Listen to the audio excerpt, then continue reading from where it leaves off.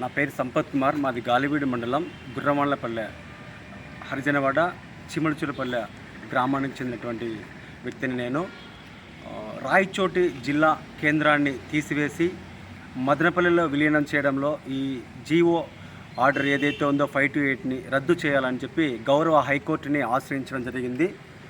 మా యొక్క జిల్లాను గత 3 సంవత్సరాలుగా బిల్డ్ చేసి యథావిధిగా జిల్లా నుంచి రాయచోటి హెడ్ క్వార్టర్ నుంచి జిల్లా కార్యకలాపాలు జరుగుతూ ఉన్నటువంటి ఇప్పుడిప్పుడే అభివృద్ధి చెందినటువంటి రాయచోటిని సీఎం గౌరవనీయులైనటువంటి చంద్రబాబు నాయుడు గారు ఏకపక్ష నిర్ణయంతో మాకు ఎలాంటి నోటిఫికేషన్ ఇవ్వకుండా, ఎలాంటి సమాచారం ఇంటిమేషన్ మాకు ఇవ్వకుండా రాత్రికి రాత్రే ఈ యొక్క జిల్లా కేంద్రాన్ని మార్చడంలో ఆయన యొక్క ఉద్దేశం ఏమిటో, ఎన్నికల ముందు ఆయన చెప్పినటువంటి వాగ్దానం ఏదైతే ఉందో రాయచోటికి మొదటి హామీ ఏంటంటే జిల్లా హెడ్ క్వార్టర్ ఇక్కడే ఉంటుందని చెప్పి వాగ్దానం ఇచ్చి ఆ వాగ్దానాన్ని ఆయనే తప్పుతాడు. మళ్ళీ మా ప్రజల యొక్క ప్రజాభిప్రాయం సేకరించకుండా ఆయన నిర్ణయం తీసుకోవడము అది ఆయనకే సాధ్యమైంది. పక్క జిల్లా కడప జిల్లాలో ఉన్నటువంటి సిద్ధవటం అయితేనేమి, ఒంటిపేట అయితేనేమి వాటిని రాజంపేటలో చేర్చడానికి నవంబర్ నెలలో 27వ తారీఖున నోటిఫికేషన్ విడుదల చేశారు. 15లో జీవో గవర్నమెంట్ అంటే ఒక మండలాన్ని కలపడానికి నోటిఫికేషన్ ఇచ్చినప్పుడు జిల్లా కేంద్రాన్ని తీసివేయడంలో ఎందుకు ప్రజల యొక్క అభిప్రాయాన్ని సేకరించలేదు? ఇది రాయచోటి పైన కక్ష సాధింపు చర్య అని చెప్పి నేను ఈ యొక్క న్యూస్ ఛానల్స్ ద్వారా తెలియజేస్తున్నాను.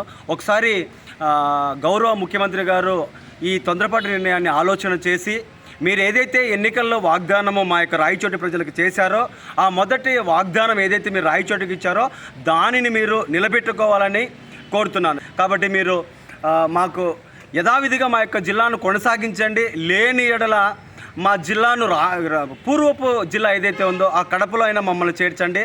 లేదంటే మమ్మలను కడప జిల్లాలోనే చేర్చాలని మరీ ముఖ్య సమస్య ఏంటంటే గాలివీడు ప్రాంతం అయితేనేమి, లక్కిడిపల్లె ప్రాంతం అయితేనేమి, రామాపురం ప్రాంతం అయితే జిల్లా కేంద్రానికి 100 కిలోమీటర్ల ప్రయాణం చేయాల్సినటువంటి పరిస్థితి ఉంది. మాకు కడప కొన్ని ప్రాంతాలకి రామాపురానికి 20-30 కిలోమీటర్ల దగ్గర, తర్వాత లక్కిడిపల్లికి ఒక 30-40 కిలోమీటర్ల దగ్గర, ఇలాంటి పరిస్థితులను తీసుకొని మమ్మల్ని ఎక్కడో కర్ణాటక బార్డర్లో ఉన్నటువంటి మదనపల్లిలో చేర్చడము, అది చిత్తూరు జిల్లాకు ఆయన తన జిల్లాలో కలుపుకోవడము, ఆయన మమ్మల్ని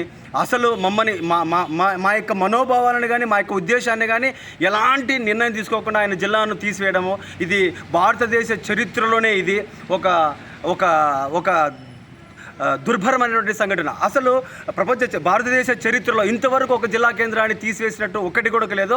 కేవలం మా మీద కక్ష ఉద్దేశంతోనే ఆయన ఈ యొక్క పరిస్థితిని తీసుకొచ్చాడు. మేము 15 సంవత్సరాలుగా గెలవని ఈ ఎమ్మెల్యే కాన్స్టిట్యున్సీని మేము గెలిపించి ఆయనకు ఎమ్మెల్యే కాన్స్టిట్యున్సీ కానుక ఇచ్చాం. అయినా మేము ఇచ్చినటువంటి ఆ యొక్క ప్రేమకు మాకు ఆయన మమ్మల్ని గుండె మీద తన్ని మమ్మల్ని అనాథగా ఈ యొక్క పరిస్థితి రాయచోటిని విడిచిపెట్టేశారు. కాబట్టి ఇప్పుడిప్పుడే అభివృద్ధి అవుతున్నటువంటి ఈ రాయచోటిని అడ్డుకోకుండా ఒక్కసారి మాకు అవకాశం ఇచ్చి మీరు ఒక 10-15 రోజులు 30 రోజులన్నా అవకాశం ఇచ్చి ప్రజల నుంచి అభిప్రాయాన్ని సేకరించి తుది నిర్ణయం తీసుకోవాలని చెప్పి మేము గౌరవ హైకోర్టుని ఆశ్రయించాము. అక్కడ సవాలు విసిరాము.